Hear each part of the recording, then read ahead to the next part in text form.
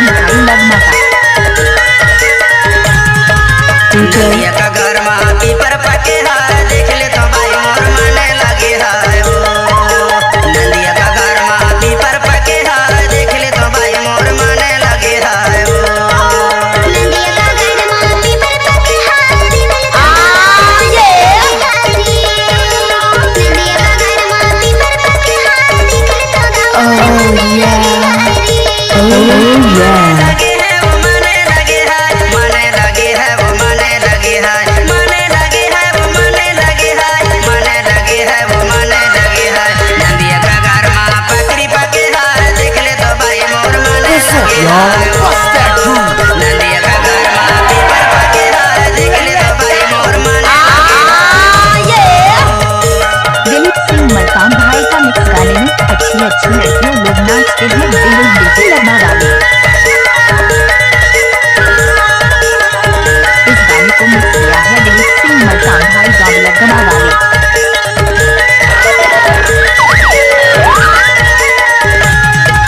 सड़क मगाड़ी चले सानन, सड़क मगाड़ी चले सानन, माया वाले मोर जोड़ी बना ले अपन, देख ले तो भाई मोर माने लगे है वो। माया वाले मोर जोड़ी बना ले अपन, देख ले तो भाई मोर माने लगे है वो। नंदिया का घर में पीपर पके है, देख ले तो भाई मोर माने लगे है वो। नंदिया का घर में पीपर पके है, देख ले तो भाई मोर माने लगे है वो।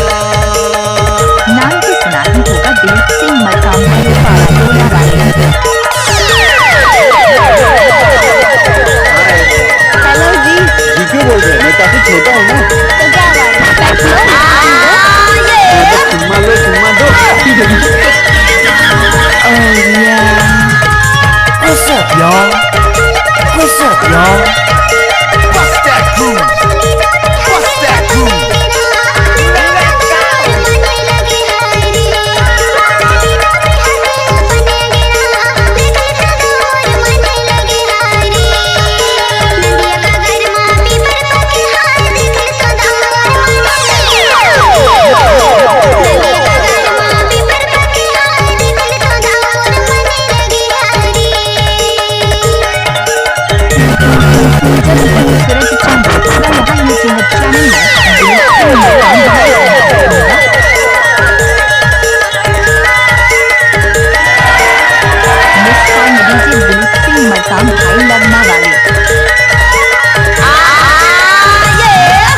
मंगनी करा ले What's up, y'all?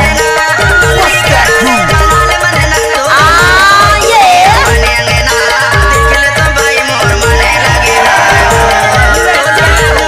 गोरिया बनेंगे ना, देख ले तो भाई मोर माने लगे है वो। नंदिया का घर में पीपर पके है, देख ले तो भाई मोर माने लगे है वो। नंदिया का घर में पीपर पके है, देख ले तो भाई मोर माने लगे है वो। माने लगे है वो माने लगे है, माने लगे है वो माने लगे है, माने लगे है वो माने लगे है।